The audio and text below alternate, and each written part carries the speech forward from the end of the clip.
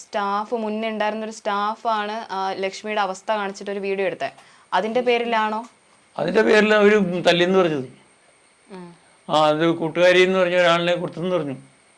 ഒരു കൂട്ടുകാരിയുടെ ഫോണിൽ നിന്നാണ് പിടിച്ചെന്ന് പറഞ്ഞു. അന്ന് കുഞ്ഞു പറഞ്ഞായിരുന്നു. അന്നേരം ആ പല്ലവി എന്ന് പറഞ്ഞിട്ട് ഒരു കൂട്ടുകാരി എനിക്കുണ്ടപ്പാ, ആ കുഞ്ഞിൻ്റെ ഫോട്ടോ പിടിച്ചാൽ ഞങ്ങൾ അവിടെ നിന്ന് അന്വേഷിക്കാൻ വന്നവരോടെല്ലാം പറഞ്ഞെന്ന് പറഞ്ഞു. അങ്ങനെ പറഞ്ഞിട്ട് പല്ലവിയോട് തന്റെ അവസ്ഥ പറഞ്ഞതിനാണ് കുഞ്ഞു പറഞ്ഞെന്ന് പറഞ്ഞു. അവരെന്നെ അങ്ങനെ ഇങ്ങനെയൊക്കെയാന്ന് പറഞ്ഞപ്പം അവളും പറഞ്ഞ എല്ലാവരും പറയുമെന്നൊക്കെ പറഞ്ഞു. അങ്ങനെ അവർ വന്നവരോടൊക്കെ വിവരം പറഞ്ഞു. അവർക്ക് അനുഭവിക്കേണ്ടി വന്നതൊക്കെ മറ്റുള്ളവരോട് പറഞ്ഞതിന്റെ പേരിലാണ് കുഞ്ഞിനെ ഉപദ്രവിച്ചു. അവർ ഉപദ്രവിച്ചെന്നാണ് പറഞ്ഞത്. കുഞ്ഞു പറഞ്ഞതിനോട് തല്ലുകയും തെല്ലിയിടുകയും ഒക്കെ ചെയ്തു. ഇങ്ങനെ പോകുമ്പോൾ മറ്റേ പിടിച്ചോണ്ട് ആൾക്കാർ പൊയ്ക്കൊണ്ടിരുന്ന അവർ പിടിച്ചോണ്ട് പോയില്ല. കുഞ്ഞ് അവിടെ പോയി ഇങ്ങനെ സ്ലിപ്പായിട്ട് മറിഞ്ഞ് താഴെ വീണു. അങ്ങനെ പിന്നെ അസുഖങ്ങൾ കൂടി. ഇവിടെ ലക്ഷ്മിനെ കൊണ്ടുവിടാൻ വന്ന ആരൊക്കെയായിരുന്നു? അവർ 3 പേരുണ്ടായിരുന്നു. ഒരാൾ വണ്ടി ഓടിക്കുന്ന ഒരാളുണ്ടായിരുന്നു. അതറിയില്ല എനിക്ക്, ഇവരെ ഒന്നും അറിയില്ല, ഞാൻ കണ്ടിട്ടേ. ആരൊക്കെയായിരുന്നു ലക്ഷ്മിനെ കൊണ്ടുവിടുമ്പോൾ? 2 സ്ത്രീകളുണ്ടായിരുന്നു. 2 സ്ത്രീകൾ. അവരെന്റെ നടത്തി വികാരിയെന്നൊക്കെയാ പറഞ്ഞത്. അവര് ഇവിടെ പോസ്റ്റിന്റെ അവിടെ ഇറക്കിയതേ ഉള്ളൂ. ഞാനിവിടെ ഇരിക്കുമായിരുന്നു. ഞാൻ ഓടി ചെന്നിട്ട് പേടിച്ചെന്നേരം അങ്ങ് കരഞ്ഞു കുഞ്ഞ്. എനിക്ക് സംഘടന കണ്ടുപോയി ഇതെന്താന്ന് ചോദിച്ചു. അവർക്ക് ഇതിൽ കുഞ്ഞിന് ഇതുപോലെ ഒന്നും കഴിക്കുന്നില്ല, അവിടെ വീണു അങ്ങനെ എന്നൊക്കെ പറഞ്ഞു. ലക്ഷ്മിക്ക് ഇവിടെ അവർക്ക് നോക്കാൻ പറ്റത്തില്ല, കുഞ്ഞിനെ ഇവിടെ കൊണ്ട് വിട്ടേക്കാൻ പറഞ്ഞു. അപ്പം ഞാൻ ഇത് വാടകയ്ക്ക് കൊടുത്തിട്ട് വേറെ ഇടത്ത് എറണാകുളത്ത് പോകാനിരിക്കുമായിരുന്നു.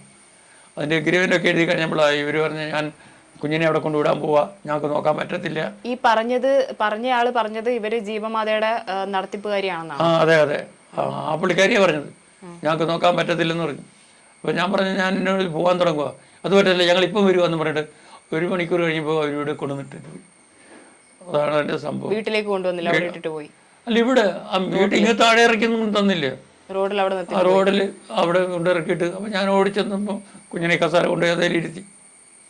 അവിടുന്ന് പിന്നെ കസാര 2 കുഞ്ഞുങ്ങളുണ്ടായിരുന്ന അപ്പുറത്ത് അവരെ വിളിച്ച് ഒരുപാട് ആൾക്കാർ ഇവിടെ വന്നിരിക്കും. കിടത്താനൊന്നും തയ്യാറായില്ല വീട്ടിൽ? ഒന്നുമില്ല. ഞാൻ വന്ന് അവിടെ കിടക്കുന്ന കുഞ്ഞുകാട്ടിലപ്പുറത്ത് ഉണ്ട്, അവിടെ കിടത്തി. അങ്ങനെയാണ് സംഭവിച്ചത്. അതൊന്നും ചെയ്തില്ല. ഞാൻ പറഞ്ഞില്ലേ, അവർക്ക് വേണ്ടി എന്ത് നിയമ നടപടിയെടുക്കും. ഞാൻ തിരക്കേണ്ട പറഞ്ഞു. അത് ഗവൺമെൻറ് അപ്രൂവലൊന്നും അല്ലാത്ത പ്രൈവറ്റാന്ന് പറഞ്ഞ അല്ലേ?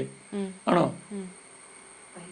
അവർ ചെയ്ത് ഭയങ്കര ബുദ്ധിമുട്ടാണ്. അങ്ങനെ കുറച്ച് ആൾക്കാരേ ഉള്ളൂ അവരിങ്ങനെ ഓരോരുത്തർക്ക് കൊള്ളുന്നുണ്ടായി. അല്ല, ഈ ലക്ഷ്മിനെ കൊണ്ടുപോകുന്നതിന് മുന്നേ ഇപ്പോൾ കാരുണ്യഭവനിൽ നിന്ന് അങ്ങോട്ട് ജീവമാതയിലേക്ക് കൊണ്ടുപോകുന്നുണ്ടല്ലോ, ആ സമയത്ത് എന്തെങ്കിലും പൈസ എന്തെങ്കിലും അവർ ചോദിക്കുക അങ്ങനെ എന്തെങ്കിലും ചെയ്തിരുന്നോ? ഇല്ല, ഒന്നും ചോദിച്ചില്ല.